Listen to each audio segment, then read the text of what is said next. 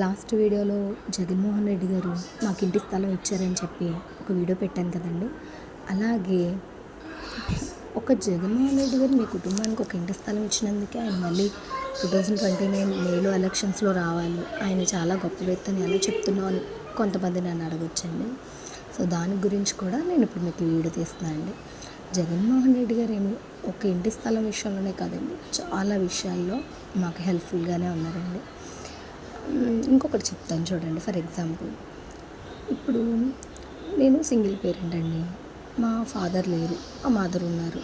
So నేను కానీ మా మదర్ కానీ లేదంటే మా సిస్టర్ కానీ రేషన్ రైస్ తీసుకురావడానికి రేషన్ షాప్కి వెళ్ళాలి అంటే మాకు డిస్టెన్స్లో ఉంది.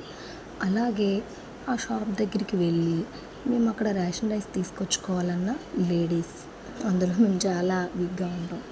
సో మేము ఎలా తెచ్చుకోగలం మా ఇంటి వరకు? మాకు వెహికల్ కూడా లేదు. మాకు ఎంత కష్టమైపోతుంది. ఎవ్రీ మంత్ మాకు ఎవరు హెల్ప్ చేయరు కదా.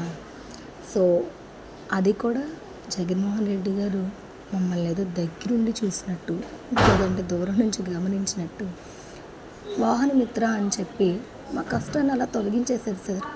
నా చిన్నప్పటి నుంచి సార్ ఇప్పటి వరకు కూడా నాకు ఏ గవర్నమెంట్లో కూడా ఇలాంటి ఒక కొత్త ఐడియా తీసుకొచ్చి నిజంగా మాకు రేషన్ రైస్ రాక మేము వెళ్ళకుండా మాకు హెల్ప్ చేసిన వాళ్ళు ఒక్కరు లేరు సార్. జగన్మోహన్ రెడ్డి గారు ఒక్కరే ఉన్నారు సార్. జగన్మోహన్ రెడ్డి గారు నిజంగా ఐడియా ఎలా వచ్చింది, నిజంగా నేను షాక్ అయ్యాను సార్. మా కష్టాన్ని ప్రతి మంత్ ఆయన చూసి మాకు ఈ పథకం ఇచ్చినట్టుగా అనిపించింది సార్.